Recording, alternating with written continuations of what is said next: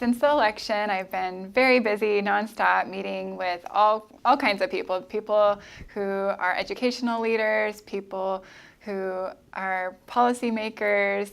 of course, news agencies, and also I've been continuing to travel the state to continue my school visits, tour, and I've been very busy even just in the last few days. I went from Nogales to Flagstaff to Prescott to Tucson, and so I haven't stopped traveling the state to learn about the issues facing our state, and I'm just very excited that I've been able to build so many bridges with many different organizations. One of the biggest issues facing our education system is the teacher shortage, and the way I see the department playing a role in one of many ways to address that, to work on teacher retention, is to help provide professional development to teachers across the state. So I've already started conversations with organizations that are already doing that. There are organizations that are already training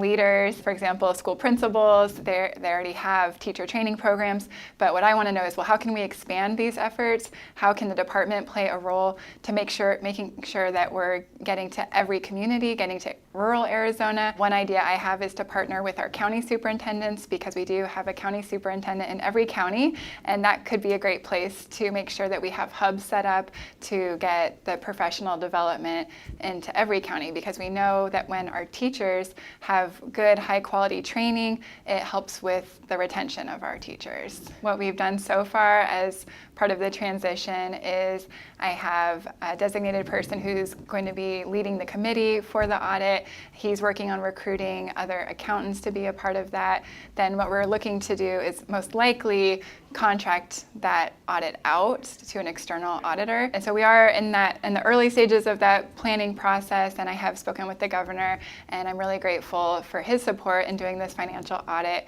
and look forward to seeing what the outcomes of that are, and then based on those findings, it'll help guide some of our decisions of where we can make spending changes in the department, or where we might need additional funding, or where funding can be shifted around internally, which will help us achieve our other goals. Data is another huge priority for us in the department. I know that in past years they've worked on fixing parts of the systems, and there's still a long way to go, and so that's another area we're going to be digging deep into. I first need to see exactly what's working well and what's not working well before we make any big jumps or shifts, because we know we've already spent millions and millions of dollars to try to fix this system. We need to know how much more needs to be spent, what systems need to be built, or what can be fixed, and so that is going to be a huge priority. And another way that I see the department playing a role in terms of data is have our own researchers and statisticians in the Department of Education, and also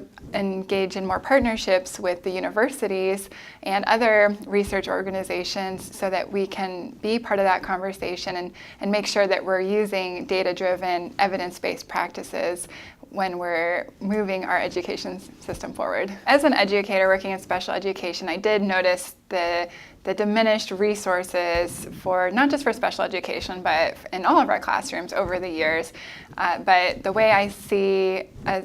actually a lot of opportunity with special education funding is that I know this is a bipartisan issue. I know that our charter schools, as much as our district schools, are faced with the rapidly rising costs of special education services, as it unfortunately has been a growing population of children that need special education services. One way I see the department playing a role is to help make sure we do a cost analysis of how much special education services are currently costing our districts and our charter schools, because once we have that data, then we can make better decisions of what funding is needed. And I also see my role as being an advocate at the federal level to see if we can even increase our special education funding from the federal government, because they do provide part of that funding, and then the state provides part of that funding. So I'd like to see it increased on both ends. That's exactly why we wanted to start with the audit as well, is to make sure that all of our federal funds, all the Title I funds and the other Title